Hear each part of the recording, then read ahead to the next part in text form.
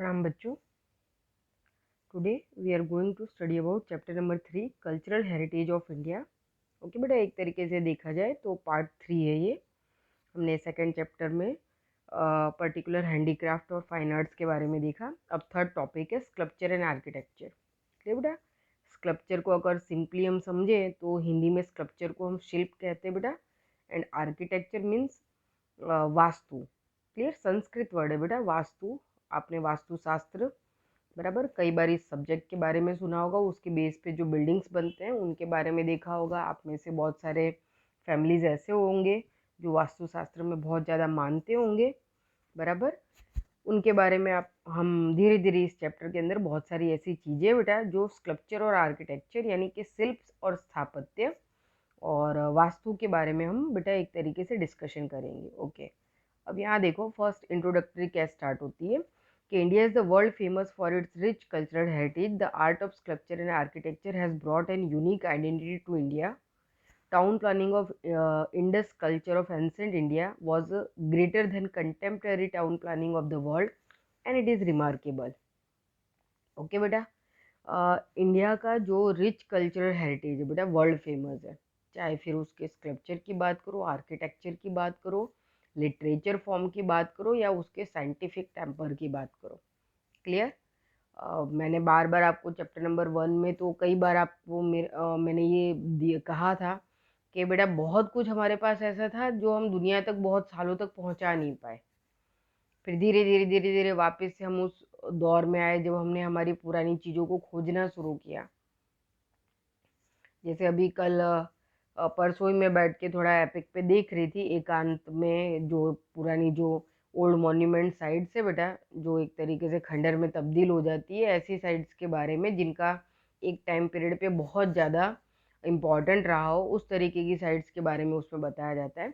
वहाँ पे तिब्बत में 11th सेंचुरी के आसपास बुद्धिस्ट जो बनी थी बेटा निर्वाणा करके पर्टिकुलर यूनिवर्सिटी, जैसे नालंदा, वल्लभी, तक्षशिला ये यूनिवर्सिटीज़ थी, वैसी वो तिब्बत में हुआ करती थी निर्वाणा। अब पर्टिकुलरली आज अगर देखो उस समय माना जाता है कि वो यूनिवर्सिटी इतनी बड़ी थी कि उतनी ऊंचाई वाले इलाके पे भी 1,500 जो स्टूडेंट्स, प्रिंसिपल्स, आचार्य, ये सारे लोग वहाँ रहा करते थे। और कम्प्लीटली नालंदा, वल्लभी और तक्षशिला की तरह भी वहाँ वो भी क्योंकि ऐसी प्लेस पे थी जहाँ चाइना से, जापान से, ये सब जगह से बेटा स्टूडेंट्स आते थे, वहाँ रहते थे और अपना जो है एक तरीके से एजुकेशन लेते थे। तो यहाँ पे समझने वाली बात है ये बेटा कि हमारा जो कल्चर है कितना रिच रहा है। ठीक है ना, बहुत सारी चीज़ें तो अभी हम ढूंढ ढूंढ के निकाल रहे हैं, तो यहाँ पे हम उसके बारे में बात कर रहे हैं। यहाँ पे हमारा जो वास्तुकला है बेटा, जो हमारा शिल्प है, बराबर, शिल्पकार यानी कि देखो मूर्ति बनाने वाले, अलग अलग तरीके के डिज़ाइंस बनाने वाले, फिर वो स्टोन हो, वुड हो या मेटल हो। क्लियर, यहाँ पे स्कल्पचर की डेफिनेशन वही दी हुई है। और जैसे कि मैंने बार बार आपको टाउन प्लानिंग में इंडस का एग्जाम्पल दिया है कि हड़प्पा, मोहनजोदड़ो, लोथल, धोलावीरा, ये बेटा 5000 ईयर्स अगो पहले के ऐसे सिटीज़ रहे हैं जो कि मैं उनको स्मार्ट सिटीज़ बोलती हूँ, है ना। आज के भी स्मार्ट सिटीज़ शायद इनके जितने वेल डेवलप्ड नहीं हो पाएंगी जितने ये 5000 साल पहले थे। तो उनका जो साइंटिफिक मैनर था वो सही में रिमार्केबल था। वो हेल्थ हाइजीन का कितना ध्यान रखते थे। ओके, तो अब क्योंकि मैं आगे काफ़ी आपको समझा चुकी हूँ और इस चैप्टर में हम पूरा अभी इंडस वैली सिविलाइजेशन के बारे में ही देखेंगे। देखो पहले तो स्कल्पचर का मीनिंग क्लियर कर लो बेटा कि व्हाट इज स्कल्पचर। हालांकि नीचे की 2 लाइन में वही की वही बात सेम एज लिखी है कि sculpture means to carve the filling on stone, wood और metal with the hammer and chisel. एक तरीके से देखा जाए बेटा तो शिल्प कला उसको कहते हैं बेटा जब हम हमारे इमोशंस, हमारे फीलिंग्स को पत्थरों पर, लकड़ियों पर या मेटलिक फॉर्म में, जो भी हार्ड फॉर्म है, जो बहुत ही ड्यूरेबल है, बहुत लंबे समय तक चल सकता है, ऐसे फॉर्म के ऊपर हैमर और चीज़ल हो, छोटी सी आपने शिल्पकारों के पास एक छोटी सी हथौड़ी जैसा हो, वो होता है, टूल होता है, और चीज़ल बड़ी सी खील जैसा, नेल जैसा होता है बेटा, जिससे वो हार्ड जो फॉर्म होता है उसके ऊपर उस हथौड़ी से वो नेल लगाते हैं और उसको ठोक ठोक के फिर डिज़ाइंस बनाते हैं।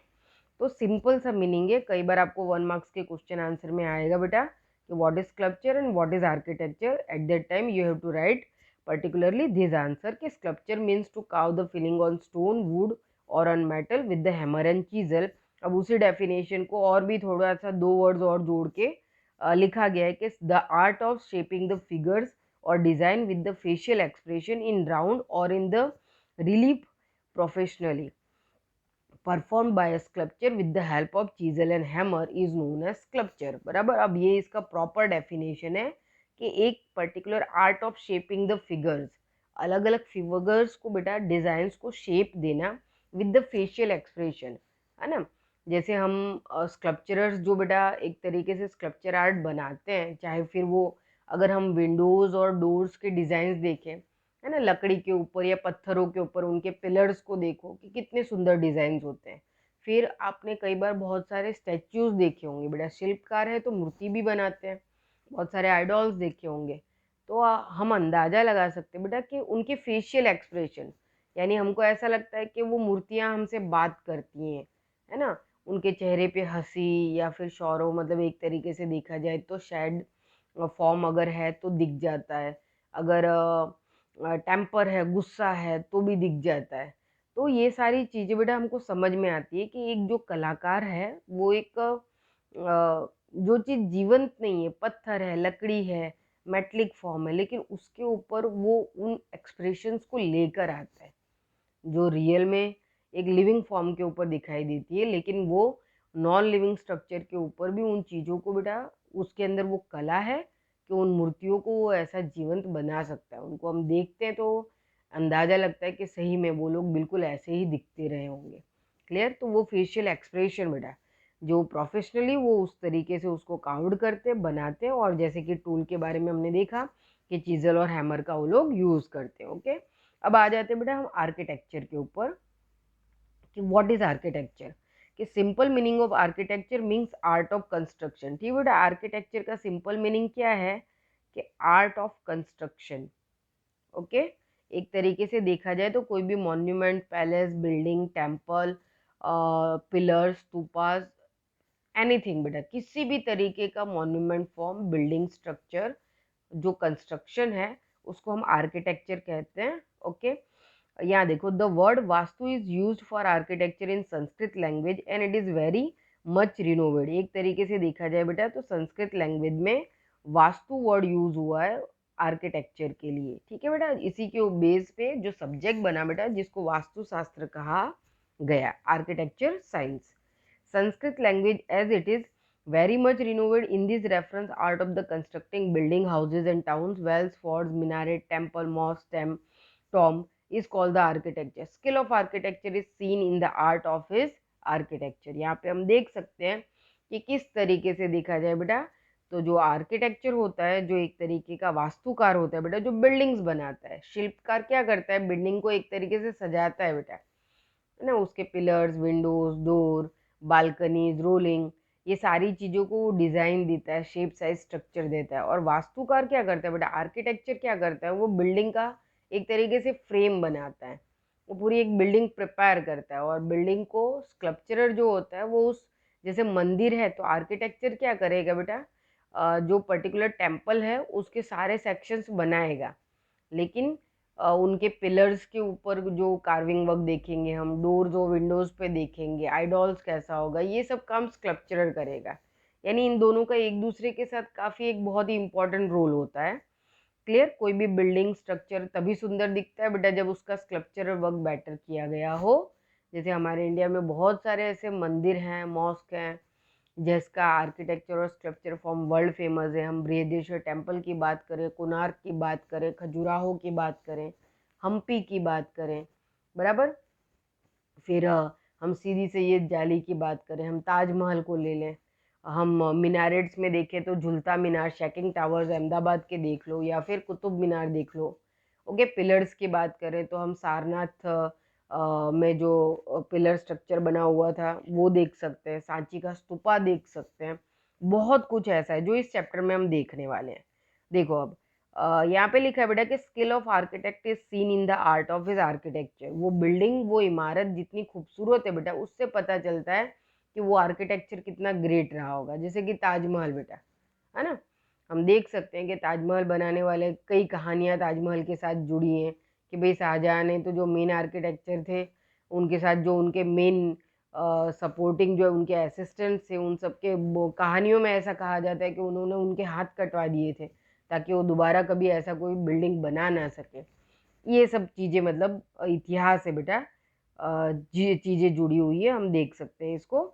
अब देखो एंशिएंट इंडियन टाउन प्लानिंग पे आ जाते हैं हम कि India has acquired the expertise in the field of town planning. Many such towns have been found out during the archaeological excavation work.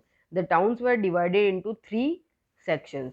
अब हम एंशियंट इंडियन टाउन प्लानिंग में आते हैं बेटा। काफ़ी अब यहाँ पे से ये चैप्टर मतलब मैंने आपको बोला है कि एसएस में सब कुछ इम्पॉर्टेंट है बेटा, पूछा ही जाता है। टाउन प्लानिंग आता ही है, कंपलसरी आता है बराबर। टाउन प्लानिंग आएगा, मोहनजोदड़ो, लोथल, धोलावीरा, इनके टाउन प्लानिंग अक्सर पूछे जाते हैं। तीनों में से किसी एक का टाउन प्लानिंग आता है बेटा अक्सर। अब देखो जो टाउन प्लानिंग है बेटा बहुत ही साइंटिफिक मैनर में किया जाता था।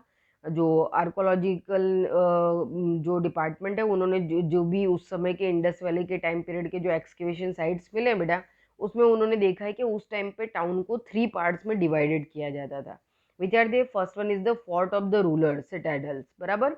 एक तरीके से देखा जाए तो रूलर्स जो राजा एम्पीरियर्स होते थे, रूलर्स होते थे, किंग होते थे, वो टाउन के एक पर्टिकुलर सबसे अपर पार्ट में रहते थे, ठीक है, उनका फोर्ट होता था। फिर सेकंड है house of the administrative officer situated in the upper part of the town, ठीक है। फिर जो एडमिनिस्ट्रेटिव ऑफिसर्स हैं, मिनिस्टर्स हैं बराबर, ये जो सारा कोर्ट के अंदर काम संभालने वाले लोग हैं, वो सारे के सारे अपर पार्ट में रहते थे। और थर्ड होता था कि residence of the common people situated on the lower part of the town. और जो कॉमन लोग हैं बेटा वो सिटी के लोअर पार्ट में रहते थे। सिंपली अगर आप एक चीज को अगर यहाँ पे समझो बराबर, उसी बात को अभी इधर 4 सेक्शंस में बता समझ लो कि ये पार्ट्स थे। हमने देखा है बेटा कि इंडस के जो सिटीज होते थे हमेशा ब्लॉक्स में डिवाइड रहते थे। इसको मैं 4 ब्लॉक्स में डिवाइड कर देती हूँ। समझ लो कि ये हालांकि पूरा का पूरा सिटी फोर्ट से कवर होता था बेटा, किलेबंदी होती थी। उसमें जो अपर पार्ट होते थे वो 2 हिस्से में होते थे बेटा। उसमें इस साइड का जो मेन अपर पार्ट होता था, समझ लो कि यहाँ पे रूलर्स रहते थे, उनके फोर्ट पैलेसेस हुआ करते थे। सेकंड वाला जो अपर पार्ट का हिस्सा है इसमें मिनिस्टर्स रहते थे बेटा, बड़े बड़े ट्रेडर्स और मर्चेंट्स रहते थे। लास्ट के नीचे के जो लोअर पार्ट्स है ना बेटा, इन लोअर पार्ट्स में हम समझ सकते हैं कि कॉमन पीपल, यानी कि जो शहर का नीचे की तरफ का हिस्सा होता था बेटा, जहाँ पे गांव वगैरह बसते थे बेटा, छोटे छोटे टाउन्स बने रहते थे, ये लोअर पार्ट माना जाता था सिटी का, जहाँ पे कॉमन पीपल रहा करते थे। ओके, तो सिंपली आपको मैंने लाइव क्लास में बोर्ड पे बहुत ही अच्छे से ड्रॉ करके ये समझाया हुआ है। अब देखो उसी तीनों चीज को फिर से रिपीट करते हैं कि fort for the rulers were constructed in the upper part of the town, जो कि मैंने अभी आपको फिगर वर्क से समझा दिया। अपर part of the town is safe and protected with the houses having a 2 to 5 rooms. जो अपर पार्ट के जो हाउसेस थे वो 2 रूम्स, 5 रूम्स, इवन 7 रूम्स तक के थे। आगे नीचे आ जाएगा मोहनजोदड़ो में। देखो house on the lower part of the town are mainly constructed with the landmade bricks. और जो लोअर पार्ट के बेटा हाउसेस थे वो ज़्यादातर कच्ची ईंटों के घर होते थे, और अपर पार्ट के जो हाउसेस थे वो पक्की ईंटों के घर होते थे बेटा, जो 2 मंजिली इमारत भी 2 स्टोरेड हुआ करते थे और 5 to 7 रूम्स के थे। फिर देखो कि people of the Indus Valley civilization has developed many more beautiful and systematic towns than many other civilization of the world from the architecture point of view. Among all of them, Harappa and Mohenjo-daro had the best town planning. Clear? अब ancient town planning में बेटा हड़प्पा और मोहनजोदड़ो जो है वो best town planning के रूप में जाना जाता है। तो नेक्स्ट पार्ट में हम मोहनजोदड़ो के टाउन प्लानिंग के बारे में देखेंगे। Okay, thank you.